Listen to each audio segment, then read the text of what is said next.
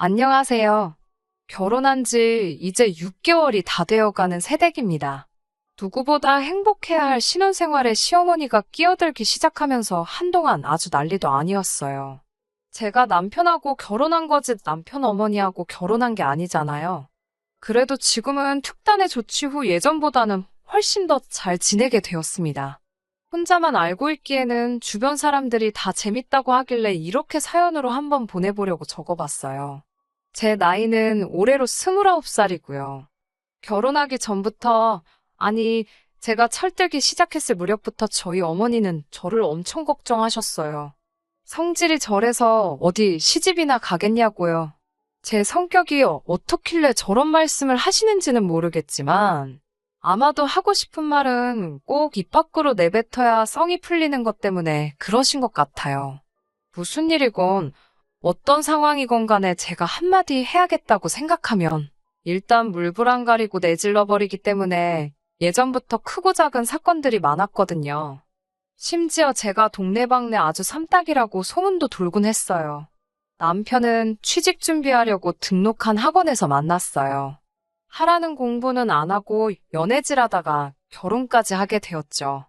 사실 남편하고는 결혼 생각까지는 없었는데 저희 어머니께서 남편을 몇 번 만나고부터 옆에서 하도 결혼 노래를 부르시더니 너무 많이 들어서 저도 세뇌가 된 건지 어느 날엔 남편 옆에 웨딩드레스를 입고 서 있더라고요. 어머니가 남편에게서 본 최고의 장점은 하고 싶은 말 참지 않고 쏟아내는 저의 성격을 받아준 유일한 남자라고 판단하셨기 때문이에요.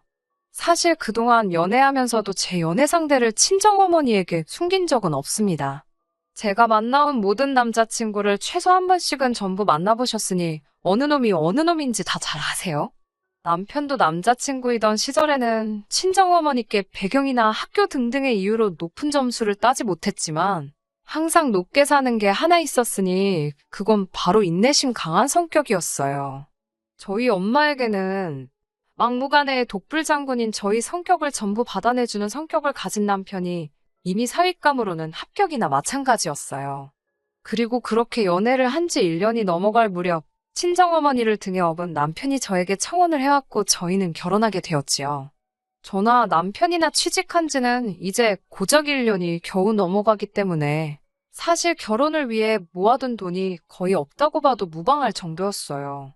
저는 다행히 할머니께서 집안에서 유일하게 대학 나온 게 저라면서 제 앞으로 땅을 물려주신 게 있었는데 얼마 전에 어머니가 그걸 팔아서 그 돈을 전부 저에게 주셨습니다. 어차피 시집 갈 때 주려고 했던 거니 거절 말고 받으라고 하시더라고요. 물론 남편에게는 당시에 비밀로 했었고요. 남편은 모아둔 돈이 없어 꼼짝없이 시부모님께 지원을 받아야 했는데 그나마 다행인 건 시댁의 형편이 나쁜 편이 아니었던 거죠.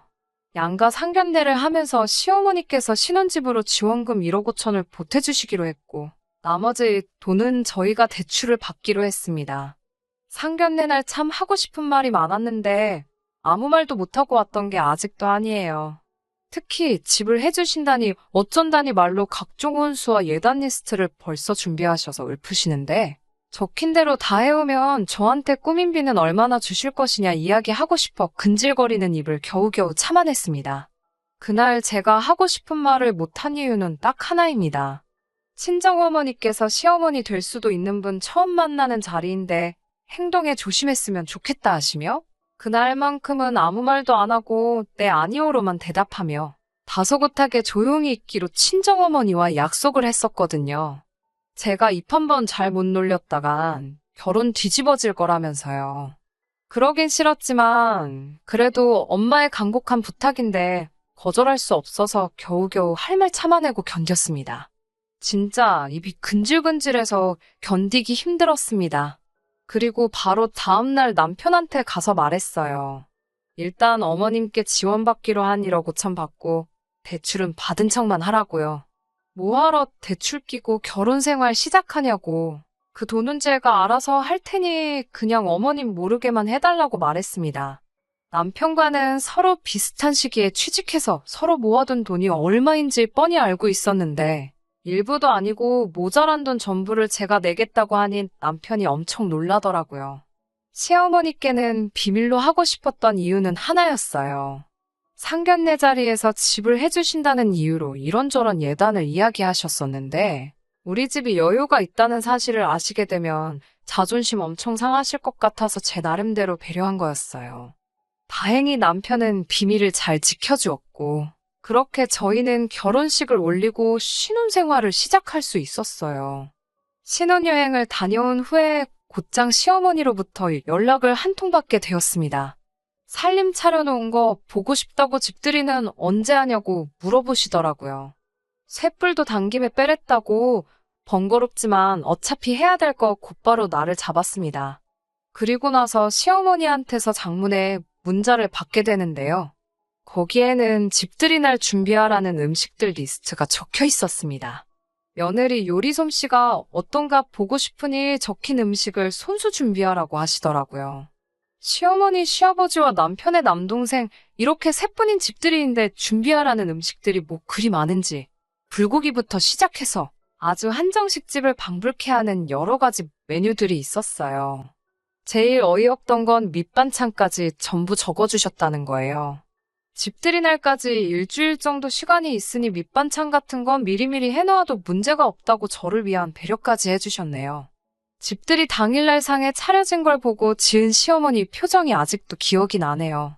왜냐하면 준비하라는 음식은 하나도 준비 안 했거든요. 그냥 집 근처 배달 전문점에서 보쌈이랑 아구찜 같은 거 시켜다가 상을 차려냈어요.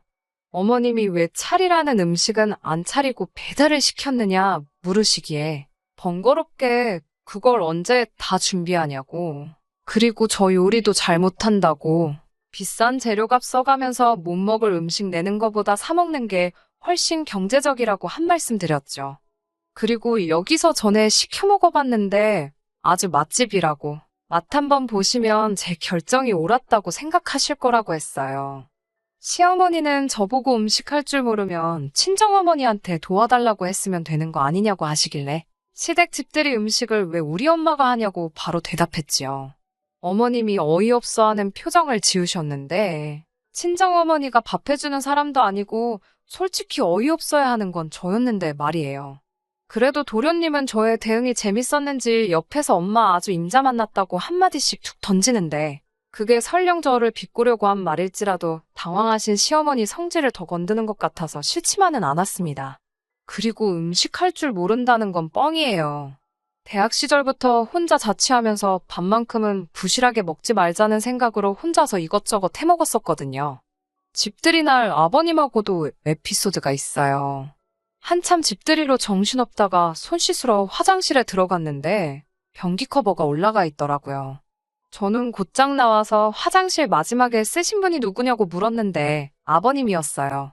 아버님한테 저희 집에서는 남녀노소 예외 없이 소변은 앉아서 보는 게 규칙이라고 다음부터는 조심해달라고 부탁했어요.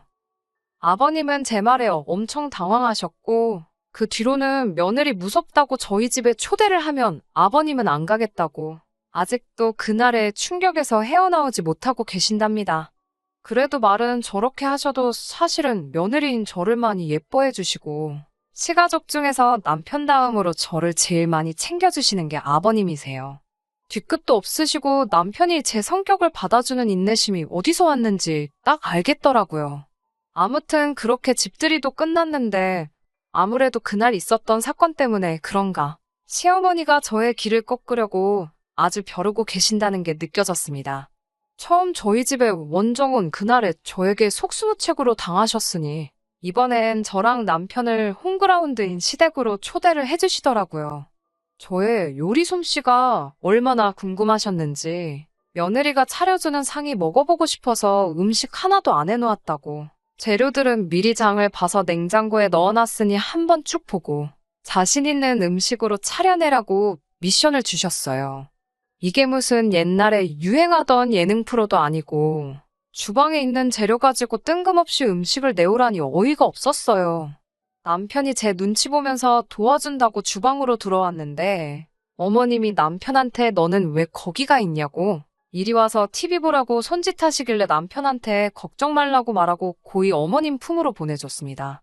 일부러 못 먹을 정도로 이상한 음식을 만드는 방법도 있었지만 음식 가지고 장난을 치고 싶지는 않았어요.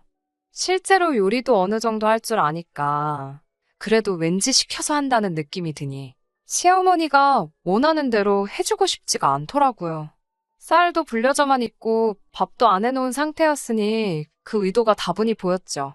뭘 해야 하나 찬장 하나씩 다 열어보며 주방을 살펴보고 있는데 딱 괜찮은 게 있어서 그걸로 준비하기로 했습니다. 10분도 안 돼서 뚝딱 점심상을 마련했지요. 식사 준비 끝났다고 말하고 거실에 펴놓은 커다란 상 한가운데다가 제가 정성스레 준비한 음식을 올려놨습니다. 마침 일요일이기도 하니 짜장라면 어떠시냐고요. 제사 지낼 때나 쓸 것 같은 그 커다란 밥상 위에 냉장고에 있던 김치 하나 말고는 라면 냄비밖에 없었어요. 저도 다시 주방으로 가지 않고 그냥 그대로 자리에 앉아서 남편한테 가서 젓가락이랑 앞접시로 쓸 그릇 가져오라고 시켰습니다. 남편은 그래도 결혼 전까지 살아오던 지네 집이라고 호다닥 뛰어가서 인원수대로 그릇하고 젓가락을 순식간에 찾아서 꺼내오더라고요. 어머님은 딱 봐도 어이가 없어서 말을 잇지 못하고 계신 게 느껴졌지만 아버님은 너털웃음 지으시면서 우리 며느리 덕분에 주말 점심에 짜장라면도 다 먹어본다며 엄청 좋아하셨어요. 나중에 알고 봤더니 아버님도 어머님이 저에게 심술 부리는 거 알고 계셨다고 하네요.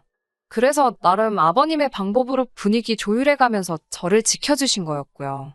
도련님은 저번에 그랬던 것처럼 아주 어머님을 보고 자지러지더라고요. 진짜 형수님은 못 당하겠다면서. 그런데 그 짜장라면은 자기 건데 다 써버리셨다고 다음에 올 때 꼭 좀 사다 달라고 하더군요. 아무튼 그날도 시어머니를 제외한 온 가족의 비호 아래 아무 일도 없이 지나갈 수 있었습니다. 시어머니는 제가 직접 만든 음식이 그렇게 드셔보고 싶으신 건지 아니면 무슨 안이라도 맺히신 건지 그렇게 홈그라운드를 떠나 찾아간 원정에서도 완벽한 승리까지는 아니지만 무승부까지는 갔던 것 같네요. 며느리가 시어머니 이겨먹으려고 둔다는 분들도 계시겠지만 며느리가 먹고 싶은 거 차려내는 자판기도 아니고 집들이 때부터 계속 저러시는 게 조금 기분이 그랬어요. 중간에서 가장 난처했던 건 그 누구보다도 제 남편이었을 거예요. 어머님한테 그만하라고 말려주지 못하는 게 서운하다기보단 중간에서 얼마나 힘들까 싶어 남편을 최대한 이해해주려고 했습니다. 그런데 이 사건들로 인해서 시어머니께서 저를 한번 꼭 누르고 싶으셨던 건지 저를 벼르고 계시다는 게 느껴질 정도였어요. 정말 거의 매 주말마다 신혼집에 오셔서 식사를 하고 가셨으니까요. 피차 전화 남편이나 출근하는데 바빠서 반찬은 거의 다 반찬 가게에서 사 먹었거든요. 돈 주고 산 반찬 보실 때마다 늘 가게에서 파는 거 맛도 없는데 뭘 돈까지 주면서 사 먹느냐. 직접 해 먹는 게 최고다 저한테 뭐라 하셨어요. 제가 어머님과 그럴 때마다 야위는 것 같은 남편 보니 안쓰러워서 가슴에 참을인자 새기며 눌러 참으며 견디고 있었는데 하루는 남편도 시어머니 잔소리가 심했다고 생각했는지 엄마가 해주는 것보다 맛만 좋구만 왜 그렇게 집밥에 집착을 하시냐며 제 편을 한번 들어줬는데 그게 역효과가 나버린 거죠. 그동안 그냥 넘어가려 했는데 이제는 가만두고 볼 수가 없다고 하시면서 오늘부터 저희 신혼집에 상주하시면서 저한테 살림을 가르쳐주겠다 하시네요. 남편은 어머님께서 대노하시니 왜 그러시냐고. 지금도 우리 아무런 문제 없는데 엄마가 이러실수록 우리만 더 힘들어진다고 어머님 말리면서도 할 말은 따박따박 다 하더라고요. 어머님은 우리 아들이 영양가라고는 눈을 씻어도 찾아볼 수 없는 식사하고 있는 걸 그냥 내버려 두실 수 없다고 하시면서 오늘부터 밑반찬부터 시작할 테니 저보고 나가서 자기가 불러다주는 재료부터 사오라고 아주 역정을 내시며 말씀하셨어요.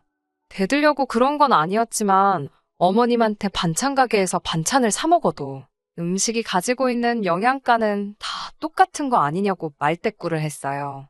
저희들 맞벌이 하면서 집에서 밥도 거의 안 먹는다고 야근이 있어서 퇴근이라도 늦게 하는 날에는 저녁도 밖에서 먹고 들어오는 날이 허다한데 재료 이것저것 사다가 더 봐야 오래돼서 버리기만 하지. 반찬 가게에서 사 먹는 게 오히려 더 경제적이라고 설명을 드렸습니다.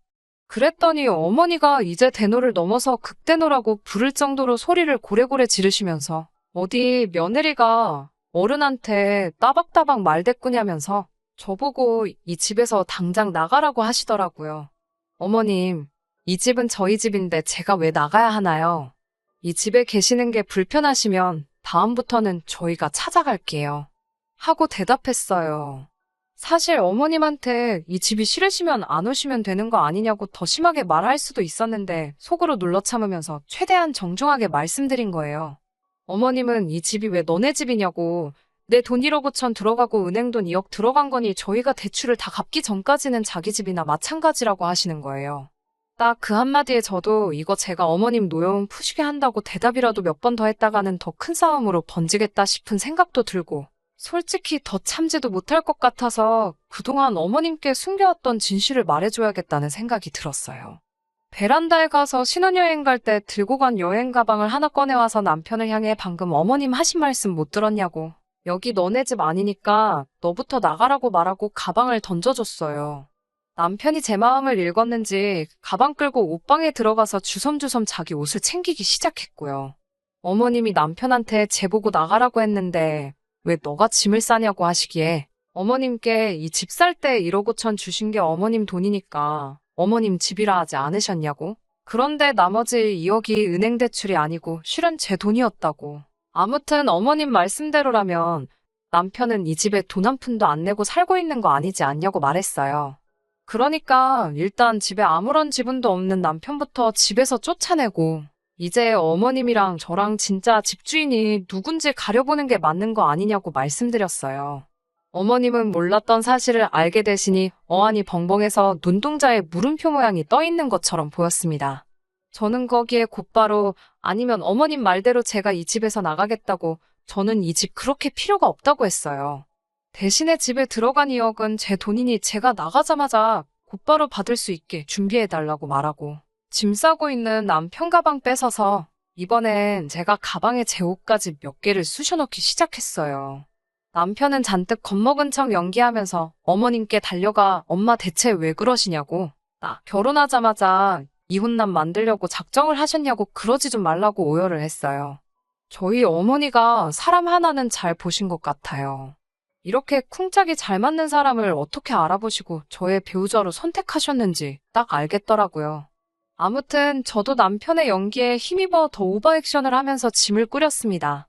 그런데도 딱히 어머님이 저에게 따로 아무 말이 없으시길래 그 길로 싸놓은 가방 들고 친정으로 왔습니다.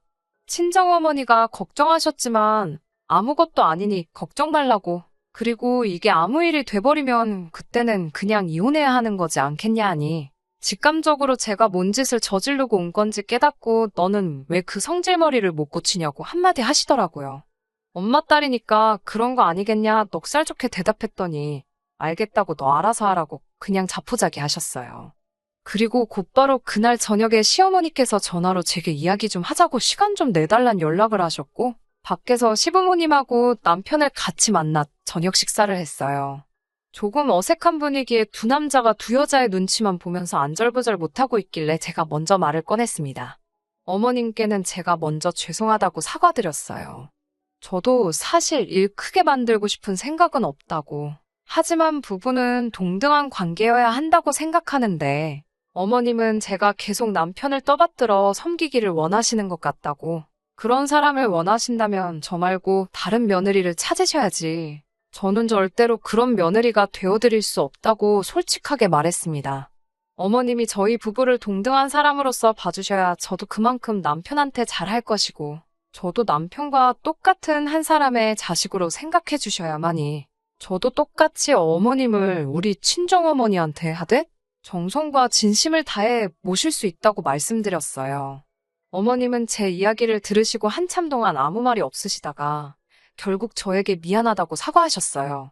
부모 마음이 다 똑같지 않겠냐면서 여태 내 품에 끼고 살다가 장가보낸 아들을 향한 걱정에 애먼 사람만 들들 볶은 것 같다고, 제가 한 말이 무슨 말인지도 다 알고 있다고 하시며 앞으로는 저희들을 지켜주는 든든한 시어머니가 돼주시겠다고 이야기하셨어요.